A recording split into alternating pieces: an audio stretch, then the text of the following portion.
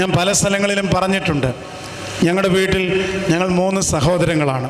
ഇന്ന് ഞാൻ ഈ ചെങ്ങന്നൂരിലേക്ക് യാത്ര ചെയ്തുകൊണ്ടിരിക്കുമ്പോഴും എൻ്റെ ഇളയ സഹോദരൻ്റെ ഫോൺ വന്ന് എവിടെയാണെന്ന്.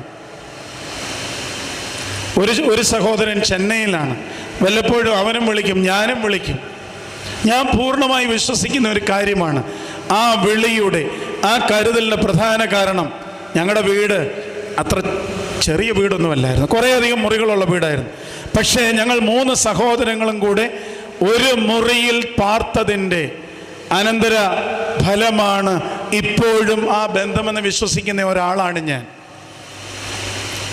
നിങ്ങളിപ്പം വിചാരിക്കുന്നുണ്ട് ഈ തിരുമേനി ഇന്ന് രാത്രി വിളിക്കണ്ടായിരുന്നെന്നാണ്. ഞാൻ പറയുവാനായിട്ട് ശ്രമിച്ചത്, സ്വകാര്യ മുറികൾ, സ്വകാര്യമായ അവരുടെ പേഴ്സണൽ സ്മാർട്ട് ഫോണുകൾ, അവർ കാണുന്നത്, അവർ ചെയ്യുന്നത് എന്ത്